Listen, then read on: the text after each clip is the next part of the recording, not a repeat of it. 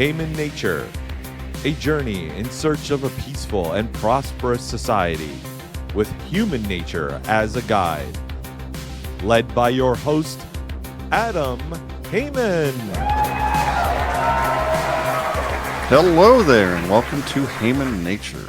I am Adam Haman, and that quilled rodent vagrant sitting next to me there is named Tyrone. How you doing, buddy? I'm feeling very weighed down by all these chains I'm wearing, Adam. Man's put me in chains. You are an oppressed rodent. I'm terribly sorry. Yeah, we're going to talk about slavery today. Oh, shoot. You said it. Now we're definitely banned. Canceled. I mean, it's good that I hear tell in my history textbooks that sometime there in the mid 1860s that slavery was abolished in this here country. Yay! But I don't know, man. I'm looking around and I'm not sure all of us citizens are exactly unsubjugated. What do you think? Well, so this is one of those perennial issues that sometimes I think people use the word slavery in weird ways. And again, a lot of things that we talk about come down to definitional terms. So, for example, you'll hear people say things like they're debt slaves or they're, economic slaves or whatever. Sort of like more of a metaphor.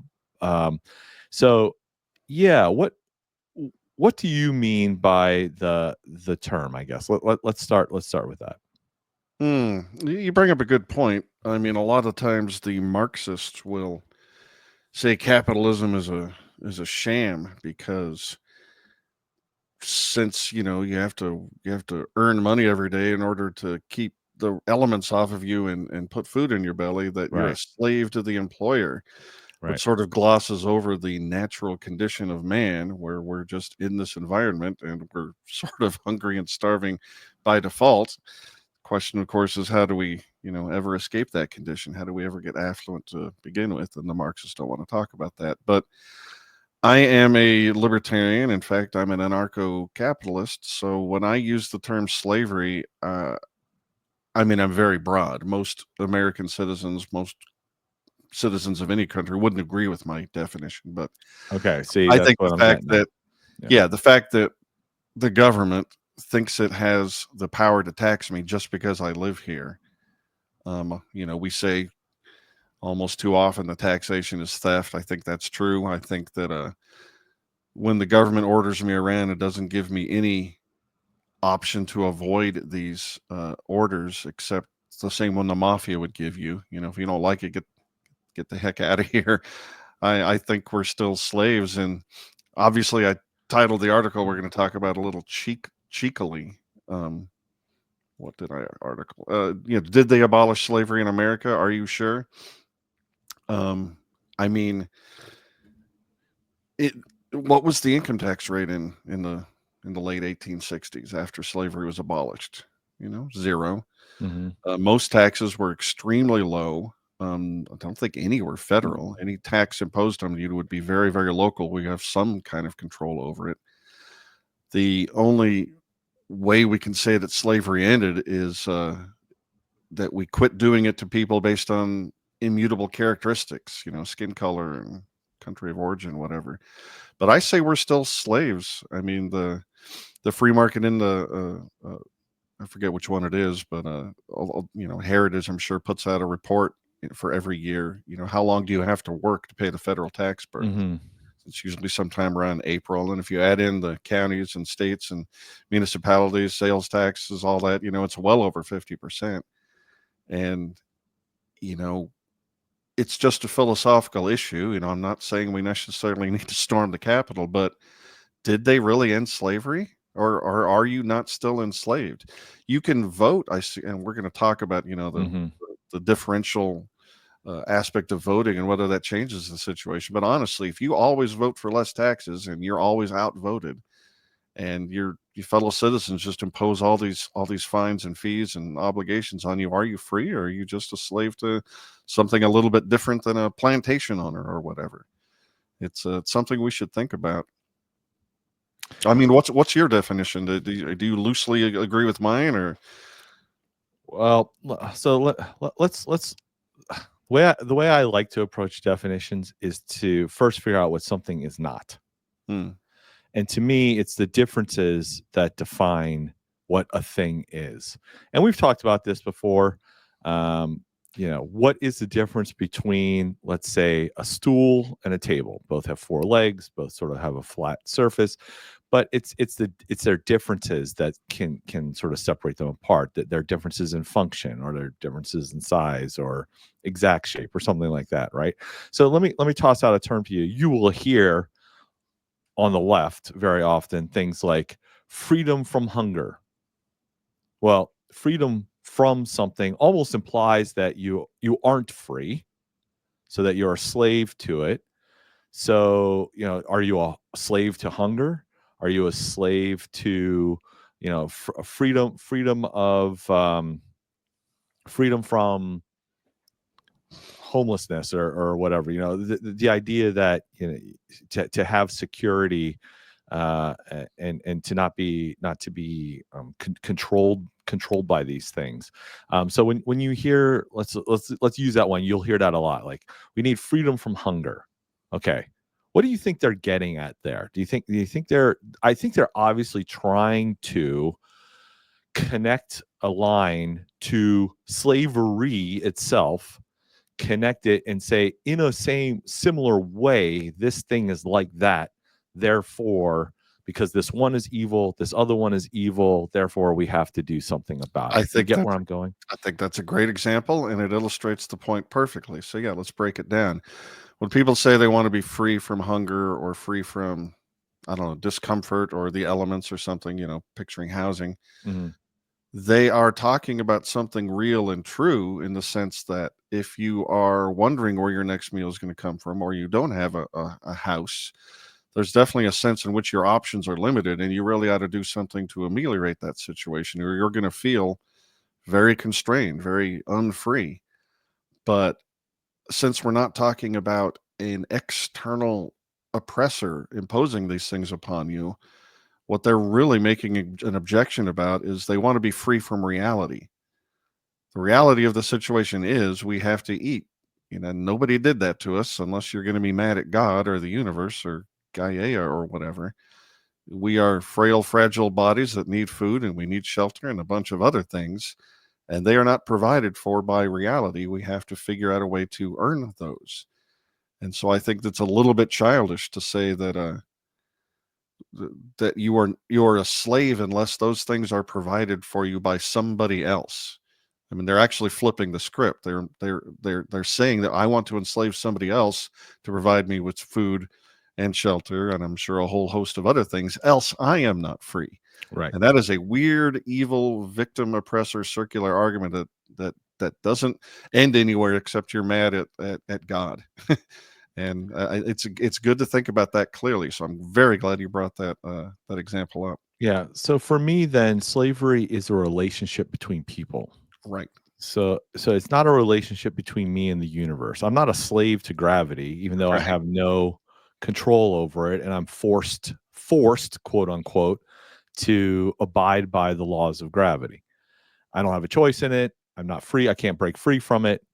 Um, you know. So for me, slavery is simply a relationship between people. So that is one person forcibly and takes an action upon another person, right? And then the type of action would then define whether it's slavery or not. So for example, if I punch you in the face, I'm taking an action against you, but I'm not enslaving you. That's not slavery. That's just a one time act of physical violence. So, murder, that's not slavery. Theft, that's not slavery.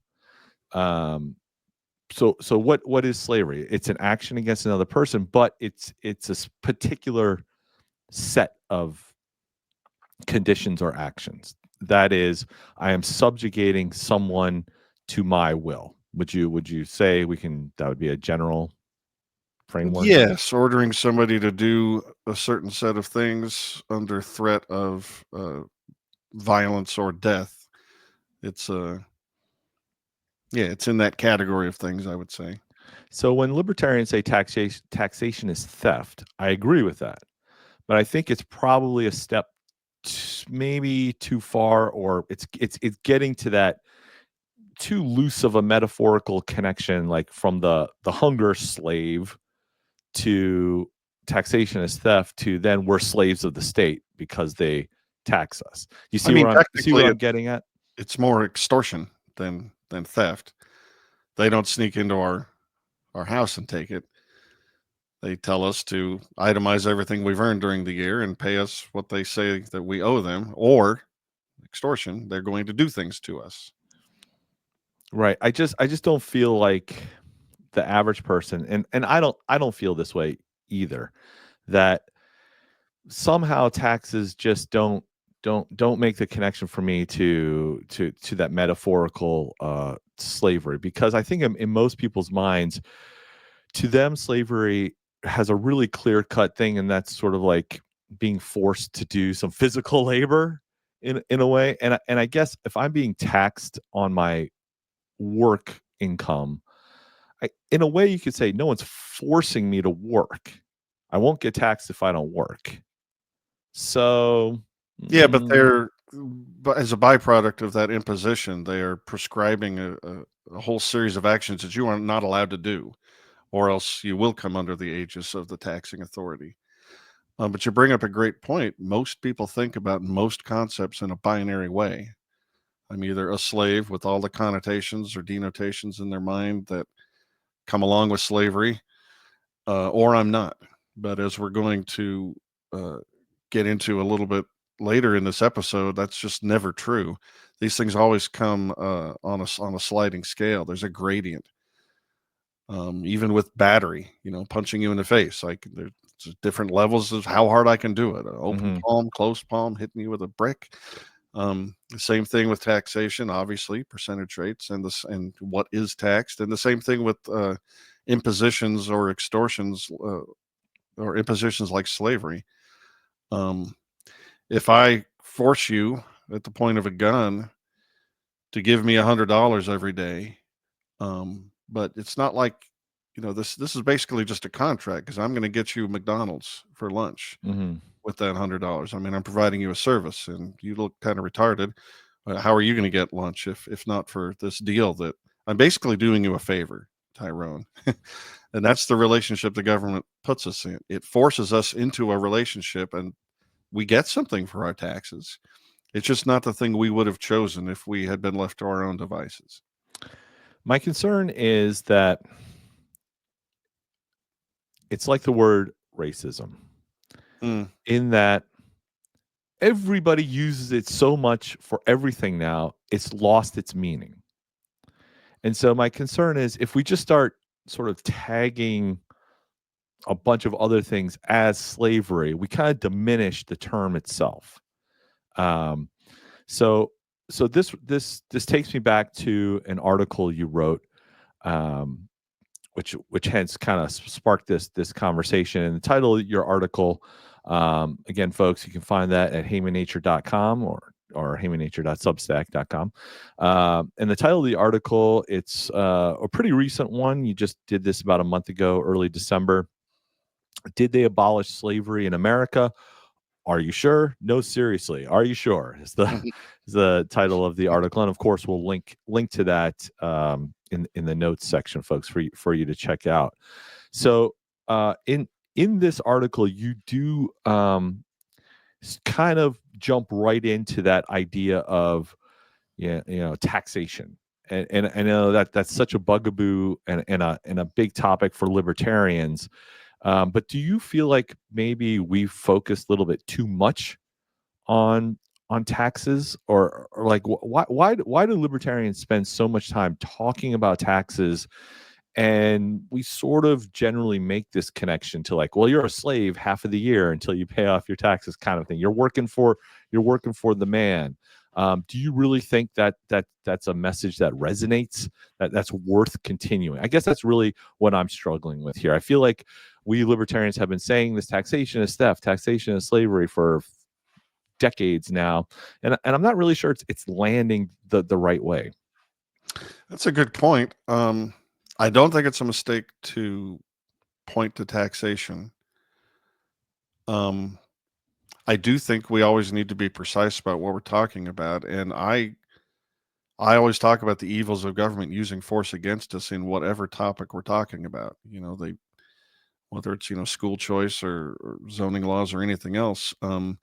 Taxes is one that everybody feels, which is why I think it's like if conscription was still a thing, I think we'd talk about that first. But since we have a volunteer military, Right. you want to try to get people's attention. They're living in a glass cage, we think, enslaved, and they could live in a better one if they'd only open their eyes and see the chains. And they do have to pay their taxes every year. It's always really interesting to see a guy or girl the second they get their first paycheck stub and they see what gets taken out for FICA and Social Security and then the tax withholdings. It is a bit of a shock to everybody to think, they make a deal with their employer, they get X amount an hour, Right. and then you do the multiplication at the end of the 2-week pay period, and I didn't get that amount that we contracted for. What gives? I still look at my paycheck and like, where'd it go? And then when it comes tax time, you'll end up owing stuff. I'm like, what? You bastards. Yeah, it's a rigged deal, and it was that's why I resent Milton Friedman a little bit for I think it was him that came up with the idea of a withholding so that people don't have to pay a lump sum every April. Yeah. Instead, some people think, oh, wow, I make money in April. The government sends me a check. Isn't it generous? Yeah. If you want to lower your taxes, all you have to do is repeal, what was it?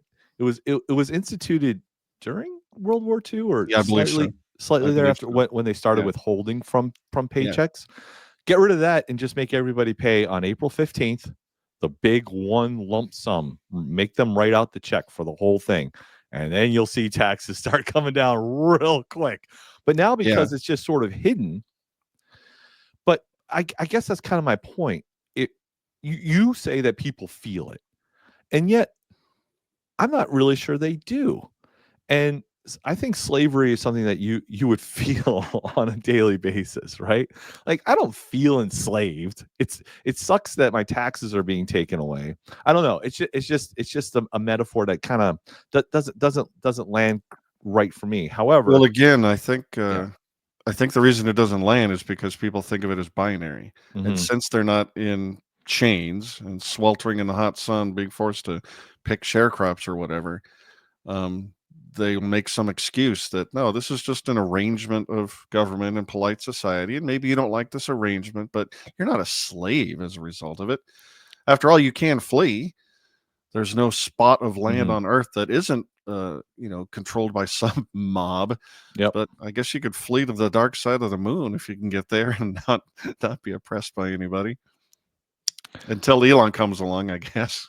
Yeah. So let me read a section from your article here, an excerpt. So, you begin the article with a question. Did slavery ever end? You ask that question, and as you sort of stated at the beginning of the show, you said, "What was the state and federal income tax rate in the early 1860s? Zero. Ours is higher now." So again, you're making that sort of connection, and then following that, you say, "We get to vote for our dear leaders, though." So here's, I think, the trick, right? And you say, "Surely slaves can't do that." On the other hand, if you're always on the losing side of the vote, or worse, hate the choices the crooked duopoly allows you in the general election, did you really get to vote? So now that's an interesting question to me. And you continue by saying, if the puppeteer allows you the generous choice of voting for either Punch or Judy, aren't you always just really voting for the puppeteer? So now I think you've made a very nice metaphorical connection that there's a puppeteer, as you put it, some controlling force that we're subject to against our will. And I think there you can kind of see the metaphor a little bit more clearly, as far as voting goes, and are we really free or not free? Why don't you talk about that a little bit? You are on mute, sir. I don't Good know how job. things. Hey, Adam, I'm going to send you a link how to use a microphone one-on-one. I was told that there would be an assistant here to handle all my button muting. Right. Yeah, Trump is a little bit of a different animal because he is definitely not part of the regime or the deep state. But honestly, if you're given the choice between Barack Obama or John McCain, or Obama and Romney, or Hillary Clinton and any of those, or George W. Bush, I see a whole lot more that's similar about who those people's interests, whose interests are being served by those people, and it isn't the average taxpayer. That's for sure. It's the big lobbyists and the military-industrial complex. And yeah, you show me Obama, McCain, and I just see I'm voting for a puppeteer.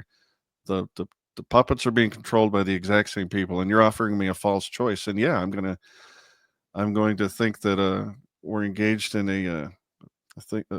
Did you see the movie Jones Plantation that came out recently? I don't think Super I've even heard of it. super minor. I don't know if it came out even in theatrical release, but there's a website you can go to get it. I think Larkin Rose, a famous anarchist, had a lot to do with making it. Oh. And it is a story set on a plantation, and it it's going to employ a lot of the truths evident in the book Anarchy, State, and Utopia by Robert Nozick. The slaves are about to uprise, and someone comes along and says, "No, there's no need to do this. We'll give you voting power essentially in this operation. You can become a part owner." Anyway, it's very good. We'll link to it, and it just goes to show that slavery, again, it's not a binary choice. It's a question of degree, and I say we are somewhere along the sliding scale of being slaves that was outlined by Robert Nozick in his 1974 book Anarchy, State, and Utopia, called The Tale of the Slave. And unless you have any other things you want to talk about, I think we should just read this. Yep. So Robert Nozick was a libertarian, and he actually wrote this book to talk libertarians out of anarchism. By the end of it, he says that if you have private competing security agencies or providers of law services, it is inevitable, he says without any evidence, that the largest one will just amalgamate all power, and you'll end up right back with a central state. Mm-hmm. But anyway, earlier than that in the book, he's making the argument that, are you sure you're not still a slave, despite what happened in the 1800s? And so he says, and I'm just going to quote this. Sure. The Tale of the Slave from Nozick. Consider the following sequence of cases, which we shall call the tale of the slave, and imagine it is about you. 1. There is a slave completely at the mercy of his brutal master's whims. He often is cruelly beaten, called out in the middle of the night, and so on. 2. The master is kindlier and beats the slave only for stated infractions of his rules, not fulfilling the work quota, and so on, and he gives the slave some free time. Well, that's better. 3. The master has a group of slaves, and he decides how things are to be allocated among them on nice grounds, taking into account their needs, merit, and so on. Getting even better. 4. The master allows his slaves 4 days on their own and requires them to work only 3 days a week on his land. The rest of the time is their own. 5. The master allows his slaves to go off and work in the city or anywhere they wish for wages.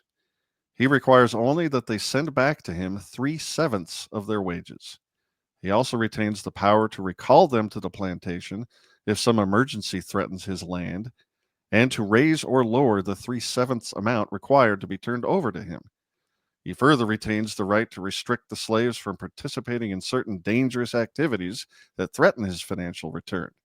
For example, mountain climbing or cigarette smoking. Can I pause you there for a second? Of course. 3/7 seemed like an odd fraction for him to pick. Was there a particular reason why he selected? Yeah, it was that? just because in the previous point he said you only have to work for me 3 days out of the week. Oh, On his yeah, it's plantations. totally But now you can leave the plantation. You can just go out into the city and get a job as a barista, but right, you have right, to right, pay right. me for 3 days out of the week. He's just maintaining that same percentage. Okay, gotcha. He wasn't like Referring back to the 3/5 clause or something. no, I was thinking more along the lines of how they'll say what we pay about 40% of everything we earn in taxes. That's So it'd be probably like why he 4/10. chose I was that's probably wondering why like he chose 3 days out of 7, probably. mhm, But that mhm. I just 3/7 was I just just being wondering when he wrote this was the tax percentage different, but no, it's just 3/7 because the previous example was 7 days a week, and the porcupine ain't so smart sometimes connecting the dots. So Well, I have to imagine that he did try to pick the closest he could to whatever the tax rate was in 1974. yeah, You're I kind of was probably thinking right. that, but Yeah. yeah. All right, so we're on 5, and things are getting better and better for the slave. He can leave the plantation now. It's pretty good. Number 6, the master allows all of his 10,000 slaves except you to vote, and the joint decision is made by all of them. There is open discussion and so forth among them, and they have the power to determine to what uses to put whatever percentage of your and their earnings they decide to take, what activities may legitimately be forbidden to you, and so on. Let us pause in this sequence of cases to take stock. If the master contracts this transfer of power so that he cannot withdraw it, you have a change of master. You now have 10,000 masters instead of just the one. Rather, you have one 10,000 headed master. Perhaps the 10,000 even will be kindlier than the benevolent master in case 2. Still, they are your master. However, still more can be done. A kindly single master, as in case 2, might allow his slave or slaves to speak up and try to persuade him to make a certain decision. The 10,000 headed monster can do this also. Any comments about number 6 there, Tyrone? It's a pretty big shift. The slave has transferred ownership to a corporation, kind of. Right. So let's finish the list because I want to pose a question that I think will make more sense once we get through the whole thing. You got it. All right. So there is 3 more. Number 7, though still not having the vote, you are at liberty and are given the right to enter into the discussions of the 10,000 to try to persuade them to adopt various policies and to treat you and themselves in a certain way. They then go off to vote and decide upon policies covering the vast range of their powers. Number 8, in appreciation of your useful contributions to discussion, the 10,000 allow you to vote if they are deadlocked. They commit themselves to this procedure. After the discussion, you mark your vote on a slip of paper and they go off and vote. In the eventuality that they divide evenly on some issue, 5,000 for, 5,000 against, they look at your ballot and count it in. This has never yet happened. They have never yet had occasion to open your ballot. Parentheses, a single master also might commit himself to letting his slave to decide any issue concerning him about which he, the master, was absolutely indifferent. Number 9, they throw your vote in with theirs. If they are exactly tied, your vote carries the issue. Otherwise, it makes no difference to the electoral outcome. And then here's Robert Nozick's final question. The question is, which transition from case 1 to case 9 made it no longer the tale of a slave? Okay. Before I ask my bigger question, going to number 8, I don't quite understand what he's getting there. Why would the vote not be counted unless there was a tie. What analogy is he trying to draw to? Like a tied Senate or something? I guess I'm missing the point on that one. It is close to the tied Senate, and I think he was being a little bit laborious. 8 and 9 could have been the same as far as I'm concerned. Mm-hmm. I think he's just underscoring a popular belief that your vote just doesn't matter. It literally has never mattered unless you ever lived in a teeny, teeny, tiny municipality Mm-hmm. where maybe, if a couple of dozen people voted, maybe your vote mattered. I think it's a little sloppy. I just think he's trying to underscore a point that was probably being made a lot in the 1970s, that Yeah. voting So is dumb. look, well, first, what is your thoughts and feelings about Robert Nozick in general? Positive, generally speaking. I don't think I've read enough of him to have Yeah. an opinion. I've only read this one book, Okay. and I don't like his argument against anarchy. I think it's really dumb.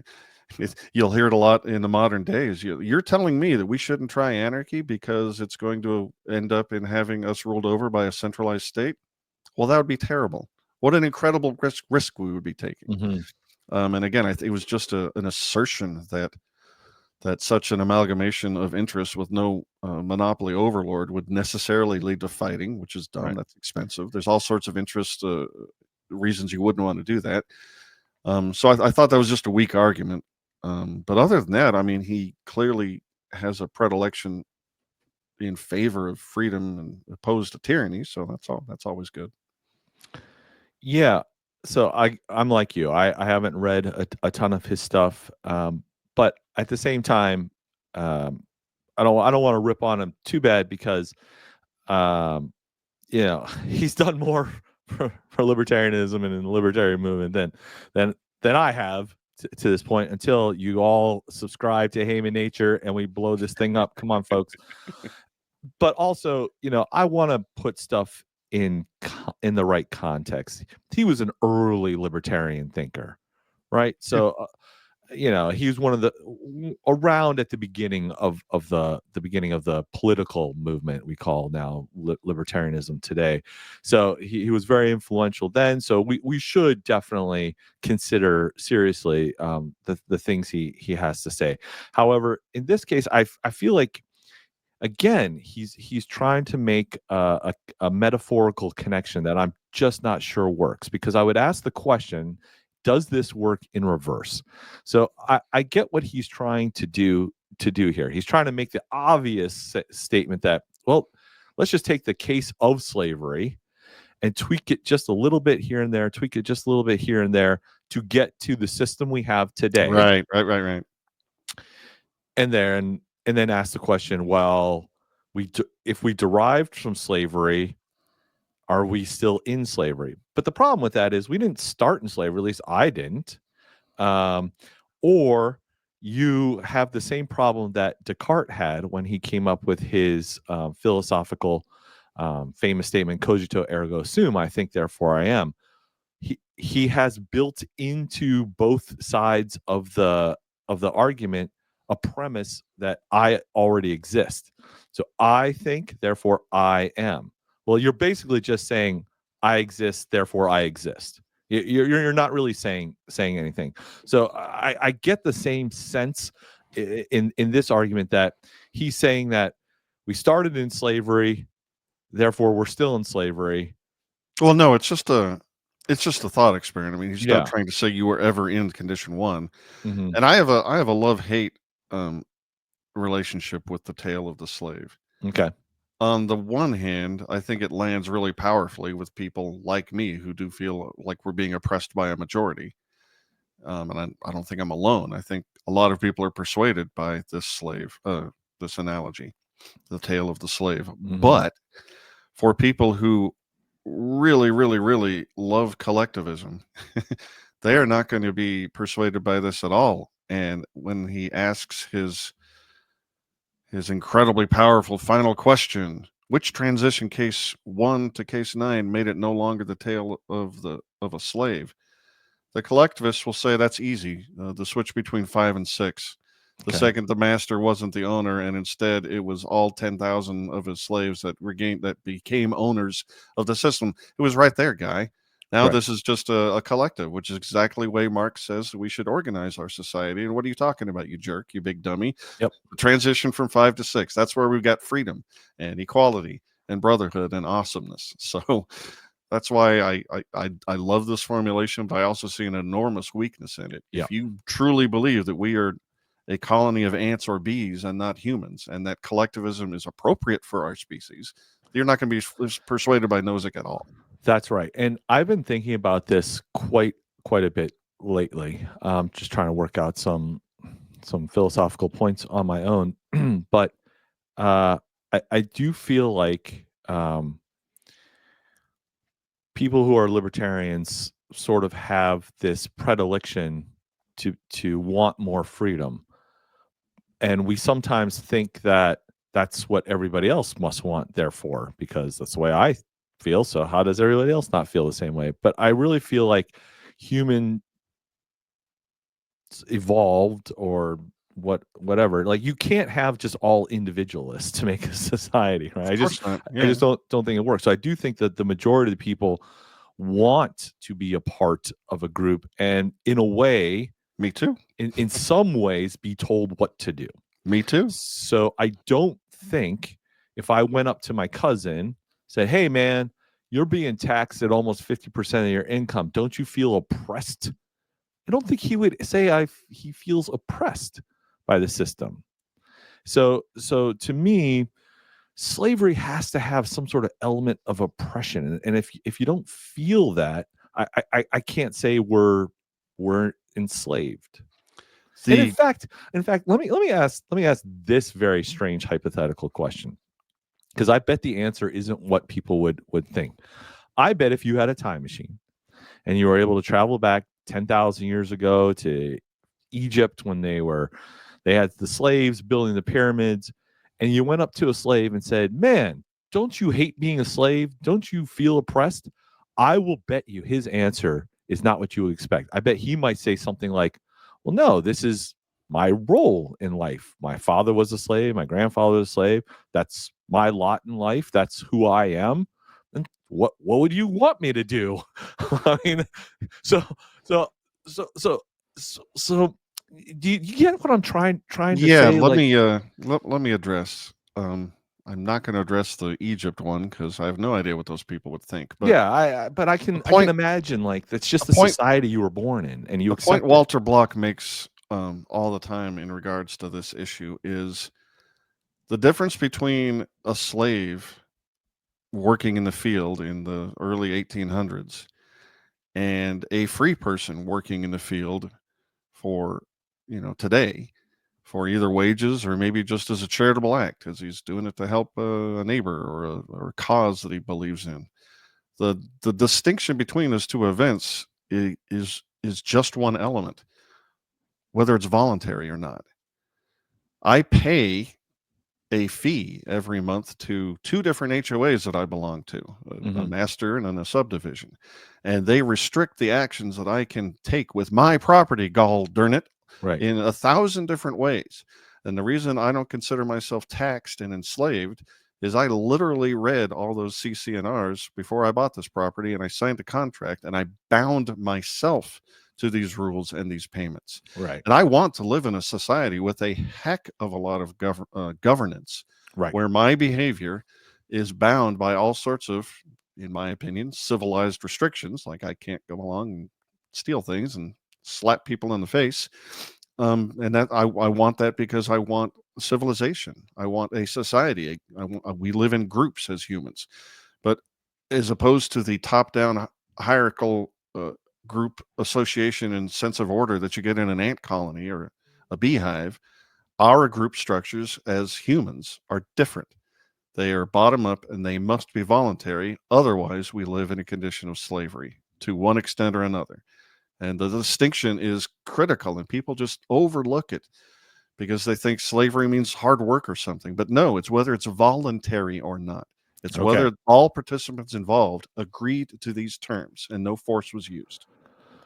So then the fallback I completely agree with you. And so I really think this comes down to those who accept social contract theory and those who don't. Because I can imagine my cousin who's very much on the left, who thinks that the rich should pay their fair share, that taxes is the cost of civilization, blah blah blah. Those platitudes. If we just went through this whole discussion with him and said, well, the reason why I don't hate my HOA is because I voluntarily signed a contract, he would just immediately snap back. Well, then there's social contract. We've all agreed in some sort of way, or again, going back to Tacitus, the ancient Greek philosopher, where we get tacit consent from, so that if you don't take any action against the thing, you are tacitly endorsing it. So really, I think my cousin would say, well, I am voluntarily agreeing to this via the social contract. Yeah, people like that, they come in different categories, I guess. There's some that are just, well, they learned that in 5th grade social studies, so they're just gonna keep saying it, whether it happens to have any bearing in truth or not. We never signed any social contract. Right.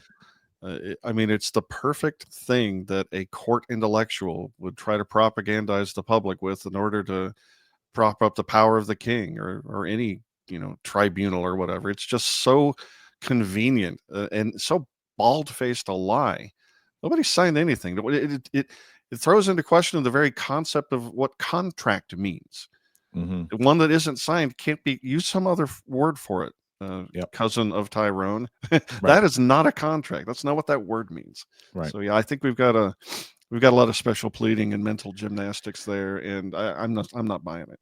Yeah, and again, sort of the same argument for intellectual property. You attach the word property onto intellectual, and all of a sudden, oh well, it must be property like my car. Well, no, it's a great point. Contract. Oh well, it must be like my HOA contract. I mean, I'm thinking about got writing word contract in it. Thinking about writing a book called Emotional Property, and you'll be amazed at all the titles of property that we can have with emotional. Oh, that's property. interesting. That's interesting. So again, let me go back to the Egypt thing. So even if they socially accept that there's just such a thing as slavery, it's the natural order of things, and everybody just, if you were to ask them, were to say, "Yep, this is the way it is," I'm fine. I'm fine with that. Most slaves. We could still use the term slavery, and they would still call themselves slaves. Sure. Understanding that what they're doing isn't voluntary. Throughout human history, a whole bunch of people have known that they are slaves, and they weren't that unhappy with the relationship. Right. Because they served masters that were kind to them, and they knew that if that relationship were all of a sudden ended, they'd be cast out in some sort of existence or society that maybe just they think would be obviously worse. Right. But just because that's the case doesn't mean that's not what the thing is. Right. See thousands of years of human history as example. Right. That's right. So I think we can then come to a conclusion saying whether you accept your slavery or not, you are a slave. It's a little ham-fisted, but I'm fine with it, Tyrone. I think we've pay your taxes, you dang slaves. You dang slaves. Or rise up, burn the Capitol down. Just kidding. Just kidding. Just kidding. All right. Well, I think we've wrung all the meat out of this article that we can. Yeah, anything else you want to throw one out there? Yeah, it was a good discussion. Maybe a little bit of a debate. Not really. Maybe we could dive into this, but it's definitely something to think about. And I think for people of the libertarian persuasion, it's important to rethink these things through from time to time, and completely just to keep our minds sharp, keep our arguments sharp, but also to understand the nuances. You really got to go over it a few times, and this is one that man, my whole life I've just gone back and forth on, whether taxation is slavery. I don't know. Sometimes I feel like it is, and sometimes I feel like, well, not really. I don't know, but and I think it's something that's just going to go on generation after generation. But well, I think whatever it is, we're against taxes. No, I agree with what you're saying. I do think it's useful to constantly go through the lexicon of things that you're saying to make sure the definitions are sharp and fine and you know what you're talking about, and B, to try and see if they're effective in persuading various types of people to our more libertarian point of view. In the show notes for this episode, we're going to link to Robert Nozick's book, Anarchy, State, and Utopia, and also that movie, The Jones Plantation. It is really well done and very amusing. Okay. I So gotta we'll check link that to out. that. And it's always good to support people who are aligned with us. Sure. So yeah, thank you, Tyrone. This was an excellent discussion. And thank you, ladies and gentlemen, for watching Haman Nature. Please go to hamannature.com or hamannature.substack.com, Haman. They both go to the same place. And subscribe to get our articles we put out 5 days a week. And if you like what we're doing, please become a paid subscriber. You will get access to bonus content Tyrone and I create for you. And you will have our everlasting love and thanks. Catch you next time.